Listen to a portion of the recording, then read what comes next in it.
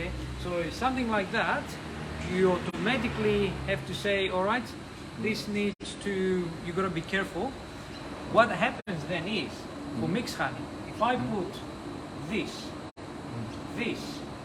and this, because the reason the honey crystallizes is to do with the ratio between fructose and glucose. Okay. So different nectar has different ratios between Yes. different sugars. Okay. So what happens is that nothing wrong with this honey, but that particular honey nectar has got very similar fructose glucose. So the nectar is more likely to crystallize. The honey tastes beautiful, it's A-grade honey, but because of the difference in the carbohydrates, it will crystallize a lot more. Yes. But then when you have, honeys that have a different fructose glucose, and you mix them, with something like that, it changes again, and therefore that's not going to crystallize. Yeah. And I think overseas, a lot of acacia has got one of the highest fructose glucose ratios, 1.4, something like that. So that's why acacia, is known not to crystallize, for very, very long time. So it takes a really long time, but because the water content very high. Yeah. In Indonesia, there is a problem also. But this is where, I suspect also because of our climate. Yeah, climate. Unfortunately, you guys in the tropical areas, this honey was the same. I can probably taste this honey, and look at this. Okay, This is the honey is thick. Yeah, very thick. This now, 16? Water content? the content. You want to check it? Where is that? Leafy, can you get Angelo with the refractometer? We can check the honey.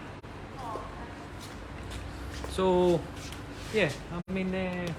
look, we tested when we pack it, because we don't have much problem.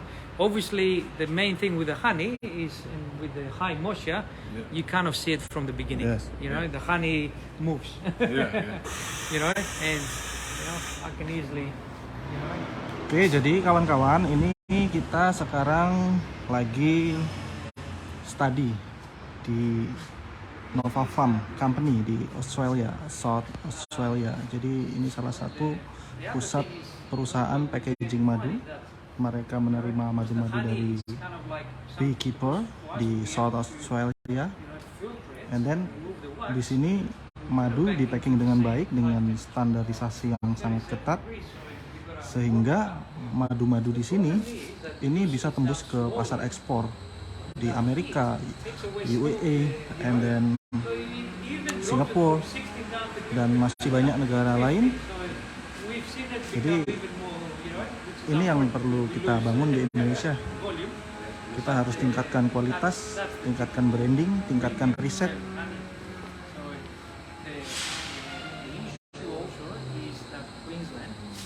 Di South Australia, Bimo. Capilano is based in Brisbane. Oh, in Brisbane. So Capilano, a competitor, is based in Brisbane, Oh, Brisbane. which is Queensland, Okay. which is up north, Up north, yeah. which is more rain, more tropical. Okay. So their honey has got a lot more moisture. Yes. So South Australia is the best than So we other. are, and look, South Australia. When you look at the map and you draw a line, Perth, But Adelaide, Sydney, very much in the same geometrical location. Melbourne is down south. downside. More, You know it? more south. Yeah, More yeah. south. More south. Tasmania, which is the island south of the thing, like they do a special honey called leatherwood Leatherwood, yes, from Tasmania. from Yeah, Tasmania. Leatherwood. Now, 25 years ago, we were bringing leatherwood from Tasmania and we were packing it. But the price kept going up and up Yeah. and up, and we did not think it was worth it, because we know honey, Yeah. and it was all bullshit, Yeah. It was just because of the blah blah blah. So he's coming. It's Would you like coming. some water? Good. Oke. Have some Thank water, you. guys. Thanks. I'm okay. So this is where the leatherwood honey, we used to pack it. It's high moisture, I've got another company from Tasmania. They've just sent me again leatherwood honey. I packed it for them. I think we still got a pallet of them of leatherwood. Nice honey, I think that quality of leatherwood was better. But, you check the honey and it is, 17.5, 18% because it rains. Tasmania is south, Tasmania and New Zealand, very similar. Close, yeah? So it is very much the moisture Yes. just goes, high up. But and look, I mean, Jadi di South Australia ini kelembapannya sangat kering, sehingga madu raw di sini kadar airnya bisa 15 sampai 16%.